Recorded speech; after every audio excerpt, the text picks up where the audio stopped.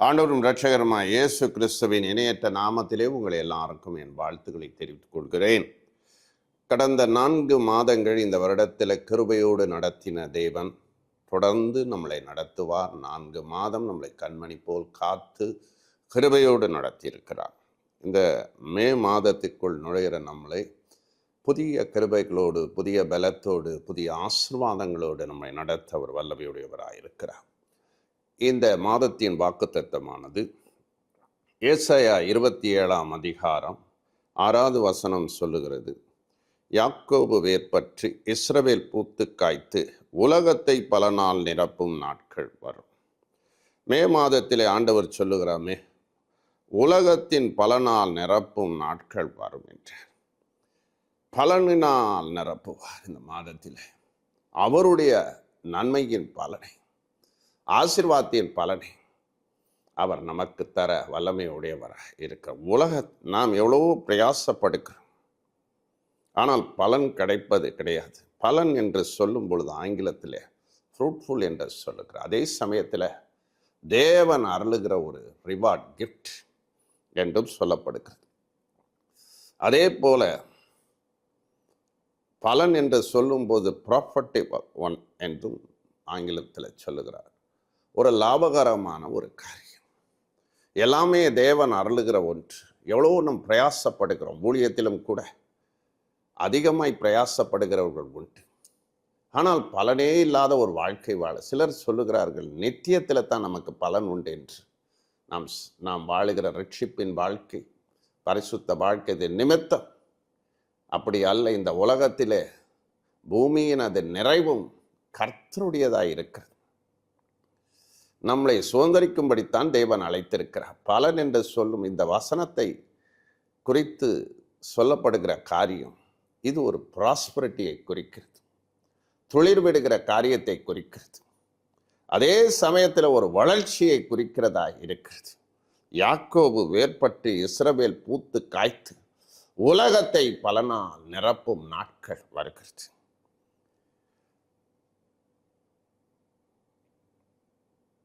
இஸ்ரவேல் தேவனால் தெரிந்து கொள்ளப்பட்ட ஒரு தேசம். இஸ்ரவேல் மக்கள் தேவனால் தெரிந்து கொள்ளப்பட்டவர்கள். அவர்களுக்கு கொடுக்கிற ஒரு மேன்மையான ஒரு தீர்க்க தரிசன வார்த்தை. இதே வார்த்தை அவருடைய நாமும் ஆவிக்குரிய இஸ்ரவேலாக இருக்கிறோம். இயேசுவின் இரத்தத்தினால் கழுவப்பட்ட ஒவ்வொருவரும் தேவனுடைய இஸ்ரவேல் என்று சொல்லும்போது தேவ ஜனம்,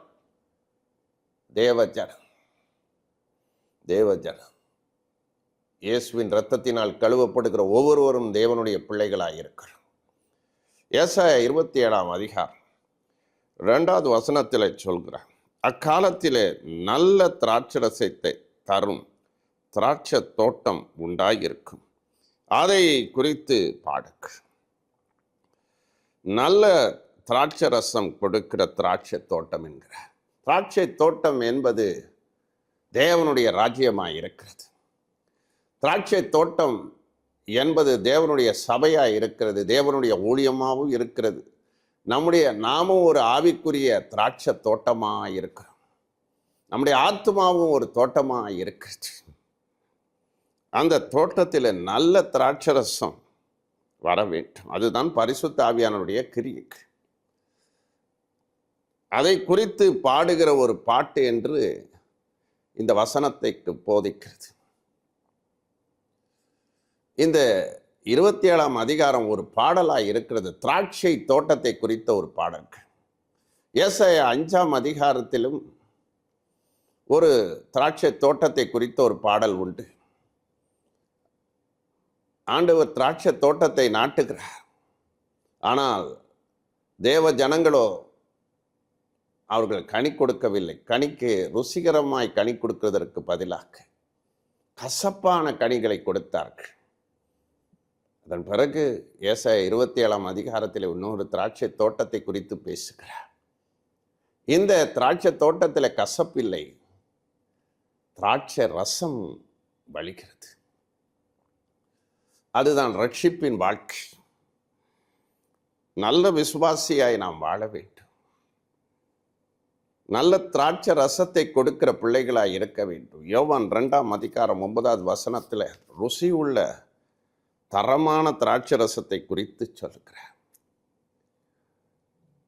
முந்தின திராட்சை ரசமோ குறைப்பட்ட திராட்சை ரசம், ஆனால் பிந்தின திராட்சை ரசமோ ருசி தந்த திராட்சை ரசம், நல்ல ரசத்தை கொடுத்த திராட்சை ரசம், தரமான திராட்சை ரசமாக இருந்தது. Best quality.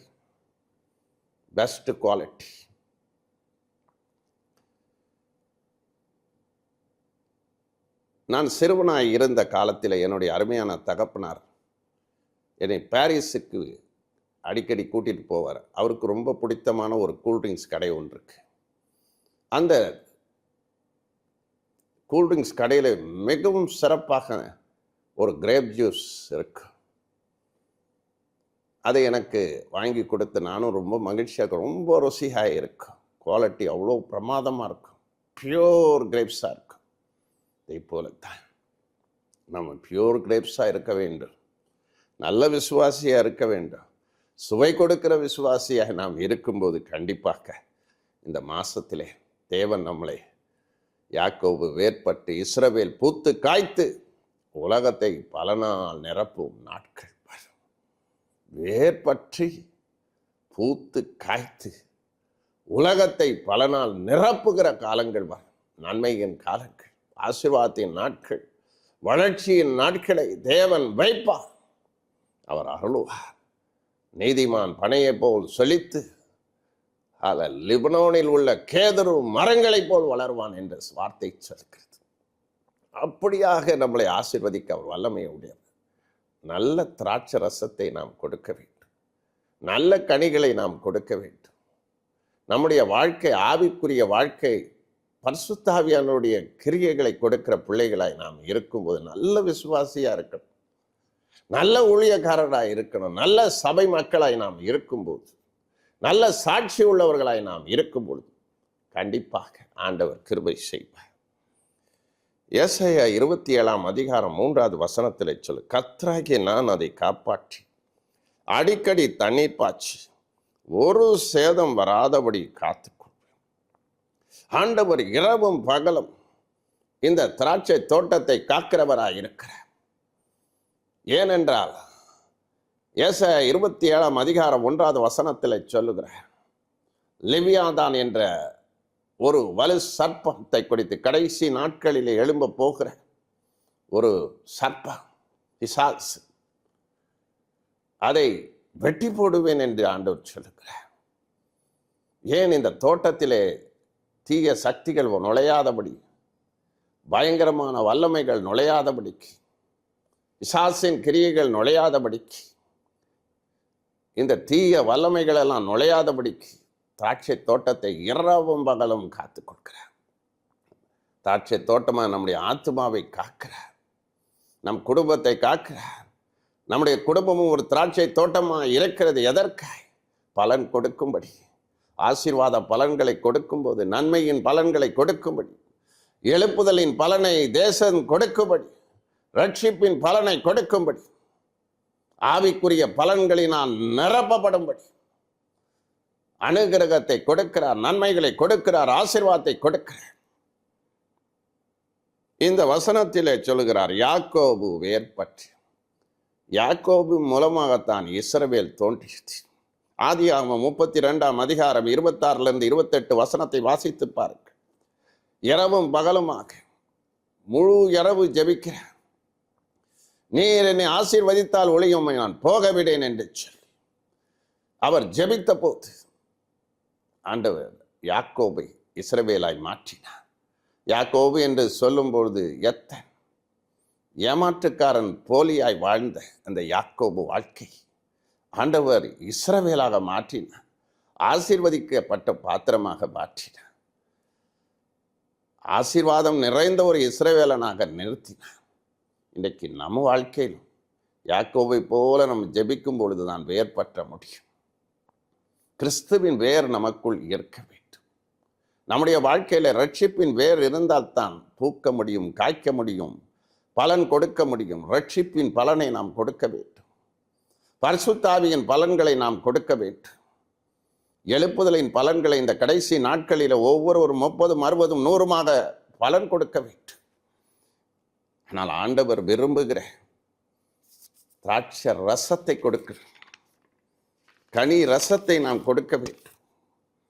ரட்சிப்பின் ரசத்தை கொடுக்க வேண்டும். கொடுக்கும் பொழுது தான் இந்த ஆசீர்வாதத்தை தருகிறார். கொலைசீருக்கு எழுதின நிருபம் 2ஆம் அதிகாரம் 6, 7 வசனத்தை வாசித்து பாருங்க. அதிலே சொல்லும்போது இயேசு கிறிஸ்துவை ஏற்றுக்கொண்டவர்களாக நான் கட்டப்பட்டவர்களாக, அவருக்குள் வேர் கொண்டவர்களாக, கட்டப்பட்டவர்களாக, அவருக்குள் நடக்கிறவர்களாக இருக்கும் போது தான் வேர் கொண்டவர்கள். வேர் என்று சொல்லும்போது நிலைத்திருக்கும் மக்கள். வசனம் வேர் நமக்கு இருக்க வேண்டும். ரட்சிப்பின் வேர் நமக்குள் இருக்க வேண்டும். கிறிஸ்துவின் வேர், அன்பின் வேர் இருக்க வேண்டும். வேர் என்பது நிலைத்து நிற்கிற ஒன்று. வேரில் உறுதி இல்லை என்றால் அந்த மரம் காய்க்காது, பூக்காது, பலன் கொடுக்க முடியாது. இது தொழிலின் அனுபவத்தை குறித்து பேசுகிறேன். அப்படி வேர் கொண்டவர்களாக, கட்டப்பட்டவர்களாக, அவருக்குள்ள நடக்கிறவர்களாய் நாம் இருக்கும் பொழுது விசுவாசத்தில் உறுதிப்பட்டு அவர் போதிக்கிறபடி ஸ்தோத்திரத்தோடே நாம் பெருக்கும். கிறிஸ்துவின் ஆணி வேராய் நாம் இருக்க வேண்டும். அன்புல நிலைத்திருக்கணும், வசனத்தில் நிலைத்திருக்கணும், பரிசுத்தத்தில் நிலைத்திருக்கணும், அவருடைய அழைப்பில் நிலைத்திருக்கணும், ஊழியத்தில் நிலைத்திருக்கணும். அப்போது உலகத்தை பலனா நிரப்பும் நாட்கள் வரும். அப்பொழுது தொழிலும். இஸ்ரவேலை தேவன் தெரிந்து கொண்டார். இன்றைக்கு நம்முடைய வாழ்க்கையும் பலன் கொடுப்பார். இந்த பலன் என்று சொல்லும்போது கனி கொடுக்கும் வாழ்க்கை. பலன் என்று சொல்லும் பொழுது அது ப்ராஃபட்டிக்கல் ஒன், ஒரு லாபமான காரியம். அதற்கு ரிவார்டு, பிரதிபலனை நமக்கு அவர் அருளுவார். அவர் எதிர்பார்க்கிறதை நாம் செய்யும் பொழுது ஆண்டவர் கண்டிப்பாக செய்வார். என்னாகமம் 17ஆம் அதிகாரம் 8வது வசனத்தில் ஆரோனுடைய கோலை தேவன் துளிரப்போ ஒரு கோல் துளிர்ந்தது, பூத்தது, கனி கொடுத்தது, துளிர்ந்தது. இது ஆவிக்குரிய ரீதியாக நாம் சொல்லுவோம் என்றால் வரங்கள், கனிகளை பற்றி அது பேசுகிற ஒரு ஆவிக்குரிய கோல். அது மற்ற கோலெல்லாம் துளிரவில்லை. எத்தனையோ பேர் பிஸ்னஸ் பண்ணுறாங்க, எத்தனையோ பேர் சபை வைத்திருக்கிறார்கள், எல்லாமே துளிர் விடுவது கிடையாது. ஆரோனுடைய கோல் பரிசுத்தவானுடைய கோல். அது கோல் என்பது அதிகாரம். கோல் என்றது நமக்கு கொடுத்திருக்கிற உத்தரவாதம், நமக்கு கொடுத்திருக்கிற கிருபைகள். ஆரோனுடைய கோல் ஒரு சாதாரண கோலை தேவன் பூக்கச் செய்தார், மலரச் செய்தார். அந்த கோலை அலங்கரித்தார், அழகாக்கினார். நம்முடைய வாழ்க்கையிலும் அது ஒரு இரவிலே அது அற்புதம் நடந்தது. இந்த யாக்கோபுடைய வாழ்க்கையில ஒரே ஒரு இரவு அவன் வேர்பற்றி இஸ்ரவேலாக பூத்து காய்த்தார். இன்றைக்கு நம்முடைய வாழ்க்கையில் அப்படிப்பட்ட கிருபைகளை கொடுக்க விரும்ப. ஆரோனுடைய கோல் ஒரே ஒரு நாள் தான் இருந்தது, மற்ற கோல்லாம் திருப்பி அடிக்கப்பட்டது. ஆனால் ஆரோனுடைய கோலை தேவன் துளிர பண்ணினார். அது ஒரு உயிர்த்தெழுந்த வல்லமையை வெளிப்படுத்துகிறது, பரிசுத்த ஆவியானவரை வெளிப்படுத்துகிறது, வரங்கள், கனிகளை வெளிப்படுத்தக்கூடியதாக இருக்குது. அது ஒரு எழுப்புதல். இந்த கனி கொடுக்கும் வாழ்க்கை, பலனை கொடுக்கும் வாழ்க்கை என்பது ஒரு எழுப்புதலின் தீர்க்க தரிசனமாக இருக்கிறது. கடைசி நாட்களிலே ஒவ்வொரு சபையிலும் இப்படிப்பட்ட ஆசீர்வாதத்தை தேவன் கொடுக்க விரும்புகிறார். ஒவ்வொரு குடும்பத்திலும் தேவன் முழுமையான ரட்சிப்பை கொடுக்க விரும்புகிறார். நீங்க எதிர்பார்க்கிறதை செய்து பார்க்க உங்கள் பிரயாசத்துக்குரிய பலன்களை கொடுப்பார். அது சாட்சியின் கூடாரத்தில் இருந்தது. ஆரோனுடைய கோல் சாட்சியாக வைக்கப்பட்டது. இன்றைக்கு நம்முடைய வாழ்க்கையில் துளிர் விடும்படி செய்வார்.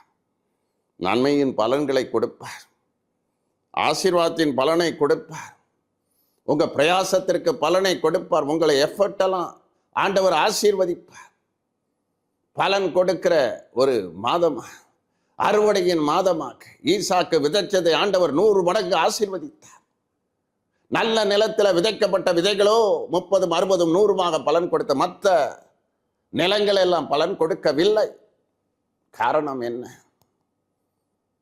சரியான விதத்தில் அது பெற்றுக்கொள்ளவில்லை, பூரணப்படவில்லை. நல்ல நிலம்தான் முக்கியம். நல்ல நிலம்தான் பரிசுத்த ஆவியானவர். நல்ல நிலம்தான் உண்மையான விசுவாசியை குறிக்கிறது.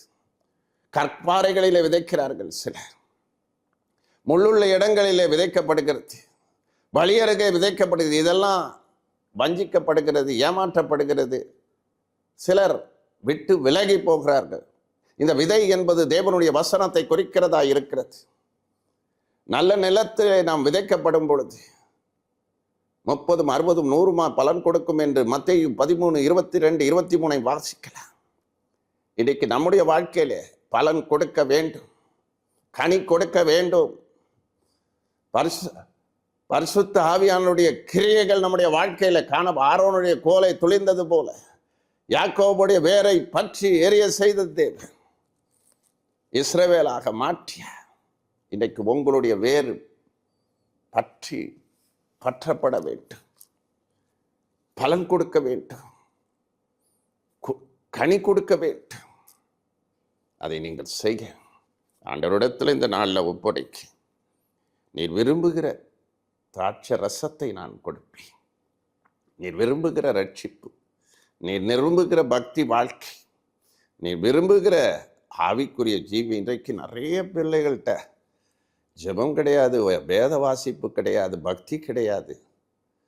அப்படிப்பட்ட வாழ்க்கையில் கர்த்தர் என்ன விரும்புகிறாரோ, நான் விரும்புகிற திராட்சை தோட்டமாக இருப்பேன்னு சொல்லும்போது ஆண்டவர் நம்மளை பாதுகாப்பார்.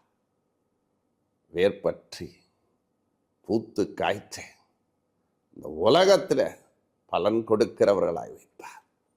ஆசீர்வாத பலன்கள், பரிபூர்ண பலன்களை உங்கள் வாழ்க்கையில காணும்படி செய்வார்.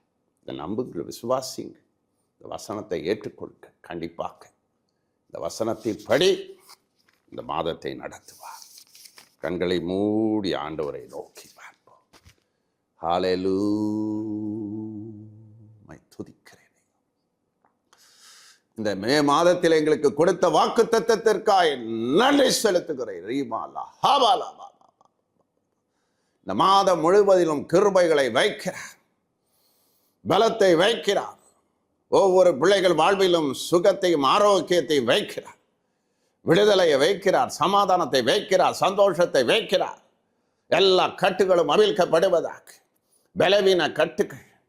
ஹல்லேலூயா, ஹல்லேலூயா. Every infection will be delivered in Jesus name. Chennai பட்டணத்தில் அதிகமான இன்ஃபெக்ஷன்கள் காணப்படுகிறது. வேர்வையின் மூலமாய் கோல்டு பரவுகிறது. சிலருக்கு தலைவலி பயங்கரமாய் வருகிறது. இயேசுவின் நாமத்தில் விடுதலை அடையும்படி கட்டளை கொடுக்க. எல்லா பிசாசு போராட்டங்கள், மந்திர போராட்டங்கள், செய்வினை கட்டுகள், வெள்ளை சூனிய கட்டுகள் எல்லாம் உடைவதாக. வேலை செய்கிற வேலையிலே அற்புதங்கள் நிகழ்வதாக, வேலை ஸ்தலத்திலே உயர்வுகள் வருவதாக, சம்பள உயர்வுகள் வருவதாக. கைகளின் பிரயாசத்தை நீ சாப்பிடுவாய், பாக்கியம் நன்மை உண்டாயிருக்கும் என்று சொன்னேன். வருமானம் முழுவதும் கடனுக்கே கொடுத்திருக்கிற பிள்ளைகள் வாழ்க்கையில் இந்த மாசத்தில் ஒரு அற்புதத்தை ஈசாக்கு விதைத்ததை 100 மடங்கு ஆசீர்வதித்த ஆண்டவர், நீங்கள் விதைக்கும் விதைகளை ஆசீர்வதிக்க வல்லமை உடையவரா. என்னென்ன வேலை செய்கிறீங்களோ, என்னென்ன பிசினஸ் பண்றீங்களோ, ஹல்லேலூயா, அதில் ஒரு பலன் உண்டாகும்படி செய்வா. ஹல்லேலூயா. தடைகள் உடைவதாக, நெருக்கடிகள் மாறுவதாக. வருமானங்கள் எல்லாம் கடனுக்கே போய்கொண்டு இருக்கிறது, பேங்க் லோனுக்கு போயிட்டு இருக்குது, அல்ல ஜுவல்ஸ் லோனுக்கு போயிட்டு இருக்குது, எல்லாம் மாறுவதாக.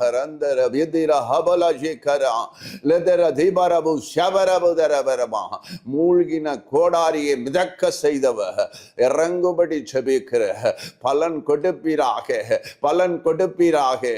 ஓரி மத்சி அலஹதல விஷபரவா.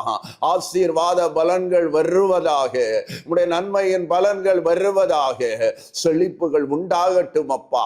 வீடுகளில் இருக்கிற தரித்திரங்கள், வீணான மருத்துவ செலவுகள் எல்லாம் மாறுவதாக. இருதய பலவீனங்கள் சுகமடைவதாக. வயிற்று வலிகள் சுகமடைவதாக. கிட்னி ப்ராப்ளங்கள் சுகமடைவதாக. கைகளிலே இருக்கிற பலவீனங்கள், கால்களிலே இருக்கிற பலவீனங்கள், ஓ ரீமாலா ஹபலா ஷபர பர பரபா, வயிற்றுப்போக்கு பலவீனங்கள், கேஸ்ட்ரிக் ப்ராப்ளங்கள் எல்லாம் சுகமடைவதாக. எல்லாம் மந்திர கட்டுகள் உடைவதாக. வெள்ளை சூனியத்தின் கட்டுகள் உடைவதாக. ஓரா பாலா பரா வியந்தர ஷபர பரபா. நெருக்கத்தில் வாழ்கிறவர்கள் இந்த வெயில் காலத்தில், வெயிலில் மிகவும் கஷ்டத்தில், வீடுகளிலே கால தூங்க முடிவதில்லை, காற்று வசதிகள் இல்லை. அப்படிப்பட்டவர்கள் மேல தேவ கிருபை இறங்கட்டும் அப்பா. ஒரு குளிர் காற்று, ஒரு குளிர் காற்று உண்டாவதாக. ஆசீர்வாத மழை பெய்வதாக. எங்கள் தேசத்தில் இந்த சூழ்நிலையில ஒரு ஆசீர்வாத மழையை தாரவை அரைக்காத்த ராமலா தி கராவரவரவா. எல்லா துன்மார்க்கனுடைய வேர்கள் பிடுங்கப்படுவதாக. எங்க தேசத்தை ஆள்கை செய்து கொண்டிருக்கிற துன்மார்க்கருடைய கிரியைகள் எல்லாம் விலகுவதாக. கெட்ட பழக்கங்கள், அடிமத்தனம், யார் யாருக்கு என்னென்ன கெட்ட பழக்கங்கள் இருக்கிறதோ இந்த இடத்துல ஆண்டவரிடத்தில் அறிக்கை செய்யுங்க. அதை விட்டுடுங்க. தன் பாவங்களை மறைக்கிறவன் வாழ்வடைய மாட்டான். அதை அறிக்கை செய்து விட்டு விடுகிறவன் இரக்கத்தை பெறுவான் என்று சொன்னீர். அப்படியே செய்வீராக. எல்லாருக்குள்ள இருக்கிற சாபங்கள் உடைவதாக. திருமணம் ஆகாதபடி இருக்கும் தடைகள், குழந்தை பாக்கியத்தை பெற்றுக்கொள்ள முடியாதபடி இருக்கிற தடைகள் எல்லாம் உடைஞ்சு போகும்படி செபிக்கிற சின்ன பிள்ளைகளை பாதுகாத்துக் கொள்ளோ, வயசானவர்களை பாதுகாத்துக் கொள்ளோ. இயேசுவின் இரத்தத்தை எல்லார் மேலையும் தெளிக்கிறேன் ஆண்டவர். எல்லார் மேலையும் நான் தெளிக்கிறேன் அப்பா. ரந்தர ஷபலபரமா. எல்லா தீய சக்திகள் ஆண்டவரே நீ சொன்னீரப்பா. கர்த்தராகிய நான் காப்பாற்றி அடிக்கடி தண்ணீர் பாய்ச்சி ஒரு சேதமும் வராதபடிக்கு இரவு பகலும் காத்து கொள்வேன் ஆண்டவர். இரவும் பகலும் உங்க குடும்பத்தை காப்பா, உங்க வீட்டை காப்பா. ரீபா லதி நமு ஷபரபு தரபரபரபா. அல்லேலூயா, அல்லேலூயா. படித்து ஹல்லேலூயா வேலைக்காய் காத்திருக்கிற பிள்ளைகளுக்கு தெய்வன் அற்புதத்தை செய்கிறா. திறந்த வாசலை வைக்கிறேன் என்று சொல்லுகிறா. திருமணத்திற்காய் காத்திருக்கிற பிள்ளைகளுக்கு அற்புதங்கள் நிகழுகிறது, அற்புதங்கள் நிகழுகிறது. தேவ கரம் தொடுகிறது. நிறைய பிள்ளைகளை தொடுகிறா, தொடுகிறா, தொடுகிறா, தொடுகிறா. நிறைய பேர் சிக்னஸ்ல கஷ்டப்படுறாங்க. பயங்கர கோல்டு இன்ஃபெக்ஷன், பயங்கர இன்ஃபெக்ஷன் இருக்கிறது. இயேசுவின் நாம விடுதலை அடைவதாக. செய்வினை கட்டுகள், மந்திர கட்டுகள், செய்வினை கட்டுகள், மந்திரவாதிகளுடைய செயல்கள் எல்லாம் இறைஞ்சு போவதாக. குடும்பங்கள்ல இருக்கிற சாபங்கள் ஒழிவதாக. வீட்டுக்குள்ள இருக்கிற பாவங்கள் அகன்று போவதாக. எல்லா தோஷங்கள் நீங்கி போவதாக. ஒவ்வொருடைய வேறும் ஆசீரான வேறாய் இருக்கட்டும் அப்பா. நல்ல நிலமாய் மாறுவதாக. அல்லேலூயா. ரட்சிக்கப்படாத குடும்பங்கள் ரட்சிக்க அடைவார்களாக. ரட்சிக்கப்படாத ஆத்துமாக்கள் மீட்கப்படுவார்களாக. என் இயேசுவின் ரத்தம் கழுவி சுத்திகரிப்பதாக. கண்ணீர் விட்டு அழுகிற சகோதரியே, கர்த்தர் உன் ஜெபத்தை கேட்டு உன் குடும்பத்திற்கு நன்மை செய்வேன் என்று சொல்லுகிறான். எல்லா காரியங்களும் உங்களுக்கு ஜெயமாய் மாறும். எல்லா தடைகளை உடைக்கிறான். குடும்பங்கள்ல இருக்கிற எல்லா பிரச்சனைகள், குடும்ப பிரச்சனைகள், போராட்டங்கள் எல்லாம் விலகுவதாக. சண்டைகள், சச்சரவுகள் எல்லாம் மாறுவதாக. குடும்பங்கள்ல பிசாசின் போராட்டங்கள், எரிச்சலின் ஆவிகள், பொறாமையின் ஆவிகள் எல்லாம் விலகி போவதாக. பலனில்லாத வாழ்க்கை வாழுகிற பிள்ளைகளுக்கு இந்த மாசத்திலே நீர் பலனை கொடுப்பீராக. பேதுரு படகை நிரப்பினவர், சாரிபாத் வீட்டை ஆசீர்வதித்த கர்த்தர் இந்த குடும்பங்கள் எல்லாரும் ஆசீர்வதியும். இந்த மே மாதம் ஒரு நன்மையின் மாதமாக இருக்கும், ஒரு அற்புதத்தின் மாதமாக இருக்கும். மே மாதம் என்று சொல்லும் பொழுது இது 5வது மாதத்தில் ஆண்டவர் 5 வகையான சுதந்திரங்களை தருவான். பெஞ்சமீனுக்கு 5 பங்கை கொடுத்தவர் இன்றைக்கு உங்களை 5 மடங்கு ஆசீர்வதிக்க 5 மடங்கு கிருபைகளை கொடுக்கிறார், 5 மடங்கு வரங்களை கொடுக்கிறார், 5 மடங்கு அபிஷேகத்தை கொடுக்கிறார், 5 மடங்கு தரிசனங்களை கொடுக்கிறார். பெற்றுக்கொள் பெற்றுக்கொள் பெற்றுக்கொள்.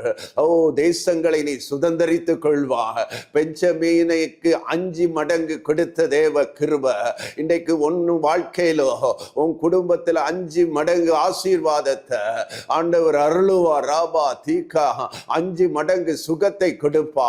எல்லாருக்குள்ள இன்னைக்கு நல்ல சுகபலனை இயேசுவின் நாமத்திலே கட்டளையிடுகிற. கால் வலிகள் சுகமடைவதாக, கை வலிகள் சுகமடைவதாக, ஜாயிண்ட் பெயின்கள் சுகமடைவதாக, முதுகு வலிகள் சுகமடைவதாக, புண்கள் சுகமடையட்டும், வாய் புண்கள் சுகமடையட்டும், வாயில இருக்கும் கட்டிகள் சுகமடையட்டும், கட்டிகள் மறைஞ்சு போகட்டும், ஓ கொப்பளங்கள் நீங்கி போகட்டும், ஓ காயங்கள் குணமடையபடி ஜெபிக்கிற இயேசுவின் நாமத்திலே கட்டளையிடுகிறேன் அப்பா. எல்லா பிசாசுகிற எந்தெந்த வீடுகளிலே பிசாசு ஆத்துமாவை கெடுத்து கொண்டிருக்கிறதோ, டிப்ரெஷன் ஸ்பிரிட்ஸை துரத்துகிற, பிரிவினை ஆவிகளை துரத்துகிற, ஓ வஞ்சிக்கிற ஆவிகளை துரத்துகிற, சர்ப்பத்தின் ஆவிகளை துரத்துகிற, எல்லா மாமிச வல்லமைகளை துரத்துகிற, அருவருப்பு பிசாசுகளை துரத்துகிற, விக்கிரக பிசாசுகளை துரத்துகிற, அந்தகார ஆவிகளை துரத்துகிற இயேசுவின் நாமத்தில் கட்டளையிடுகிறேன் அப்பா. கரத்துக்குள்ள எல்லாரையும் ஒப்படைச்சு ஜெபிக்கிறேன். இந்த யூடியூப் சேனலை பார்த்து கொண்டிருக்கிற எல்லார் மேலே ஆண்டவருடைய ஆசீர்வாதம் பரிபூர்ணமா இறங்குவதாக ஜெபிக்கிறேன். உடைய கரங்களுக்குள்ள மற்றிலும் தாழ்த்தி ஒப்பு கொடுக்கிறேன். இந்த மே மாதத்தை எங்களுக்கு ஆசீர்வதித்துத்தார். இயேசுவின் மூலம் வேண்டுகிறோம் பரம்பிதாவே. ஆமென், ஆமென், ஆமென். ஆண்டவரும் இரட்சகருமாய் இயேசுவின் நாமத்திலே உங்களை வாழ்த்துகிறேன்.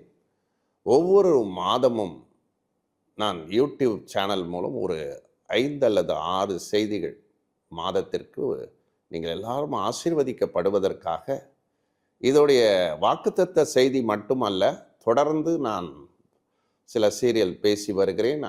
5 அல்லது 6 செய்திகள் இதோடு சேர்த்து நான் ஒவ்வொரு மாதத்திலும் நாங்கள் 5-6 செய்திகளை புதிதாக கொடுக்கிறோம். எதற்காக?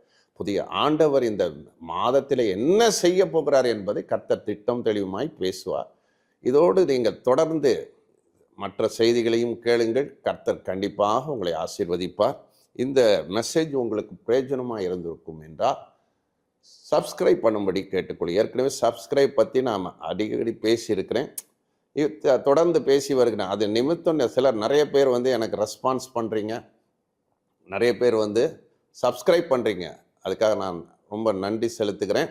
இன்னும் நீங்கள் சப்ஸ்கிரைப் பண்ணாதவர்கள் சப்ஸ்கிரைப் பண்ணும்படி கேட்டுக்கொள்கிறேன். சப்ஸ்கிரைப் பண்ணாதான் என்னுடைய மினிஸ்ட்ரி, என்னுடைய மெசேஜ் எல்லாமே நீங்கள் பார்க்க முடியும். ஆவிக்குரிய செய்திகள்லாம் நிறைய இருக்குது. நிறைய காரியங்களை நீங்கள் பெற்றுக்கொள்ளலாம். நிறைய இடங்களில் நான் பேசின செய்திகள், என்னுடைய ஊழியத்தை குறித்த செய்திகள், எல்லா காரியத்தையும் நீங்கள் பார்க்க முடியும். அதனால் நீங்கள் சப்ஸ்கிரைப் பண்ணும்படி கேட்டுக்கொள்கிறேன். கர்த்தர் ஒவ்வொருவரையும் ஆசீர்வதிப்பா. இந்த மே மாதத்திற்குரிய வாக்குத்தத்தத்தை சுதந்திரித்துக் கொள்ளுங்கள். நிறைய பேருக்கு சிலர் மெசேஜை சரியாக கேட்கறதில்ல, ஏதோ வாக்குத்தத்தத்தை கேட்டுட்டு அப்புறம் ஃபுல்லாக முழுமையாக கேளுங்க. மெசேஜ் எல்லாத்தையுமே கேளுங்க. அது உங்களுக்கு பிரயோஜனமாக இருக்கும், ஆசீர்வாதமாக இருக்கும். அற்புதங்கள் உங்கள் வாழ்க்கையில் நடக்கும். என்னென்ன காரியத்திலெல்லாம் அற்புதம் இல்லையோ அந்த காரியத்தெல்லாம் அற்புதம் செய்வார். வெறுமையெல்லாம் அற்புதமாக மாற்றுவார். அதனால் நீங்கள் கவலைப்படாதீங்க. இந்த மெசேஜை நீங்கள் விசுவாசிங்க, நம்புங்க. கர்த்தர் கண்டிப்பாக. அது மட்டும் இல்லை, இந்த மெசேஜ் உங்களுக்கு பிடித்திருந்ததுன்னா உங்களுடைய ஃப்ரெண்ட்ஸுக்கு மற்றும் சபை மக்களுக்கு, ஃப்ரெண்ட்ஸுக்கு, ரிலேஷன்ஸுக்கு எல்லாருக்கும் நீங்கள் அனுப்பலாம். கர்த்தர் கண்டிப்பாக அவர்களையும் உங்கள் மூலமாக ஆசீர்வதிப்பாராக. God bless you.